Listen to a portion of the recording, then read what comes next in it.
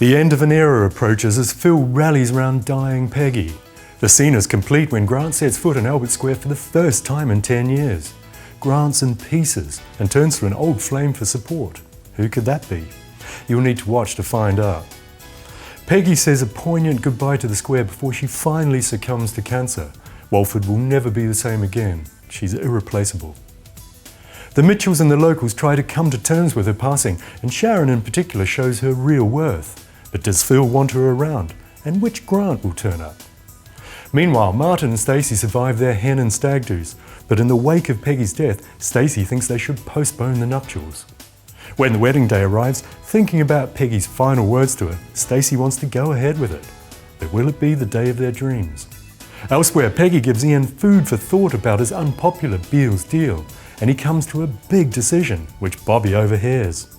He's upset by the news and takes his anger out on Jane's car, then later loses his temper in an even more dramatic way. Next, we drop into Corrie. Is history about to repeat for the Bradley family when Jenny takes a trip to Blackpool?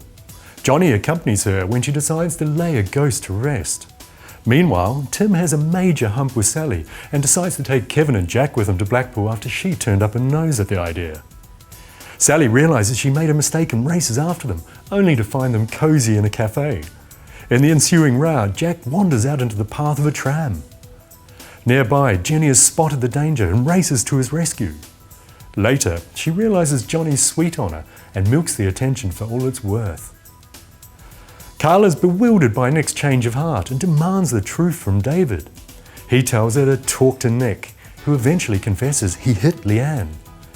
Carla pledges her support, but is worried to learn his condition is manageable unless he's stressed. That puts their move down south in jeopardy. Sean's worried a snappy Billy has another lover, but it's Lee who's winding him up. All becomes clear when he reveals Lee's his brother and a junkie. Finally, we look at the big stories in the Dales. Pierce is like a bloodhound on the scent when he notices Vanessa's reaction to a photo of Kieran. Later, he and Rona almost kiss in a charged moment. Vanessa suggests to Rona he has a vendetta and he has to cover when Rona confronts him. But he soon convinces Tracy to let him into Vanessa's and he menaces her for Kieran's whereabouts. As Rakesh sets up a bogus trust fund for Kieran, things get even more heated when Pierce tells Rona he's fallen for her. Is it just a ruse or even revenge? Ashley wants to help his dad get over Edna's death by building a pirate ship with Arthur, but the lad is hurt when Ashley gets distracted. Ashley takes him to hospital, but forgets why he's there, until he meets Laurel, who's there for a scan, and he accidentally abandons Arthur. Social services are worried about Ashley's ability to care for a child, a development that throws him into a fury. David and Jacob are buoyed by a young patient, Dylan, as he starts his chemo.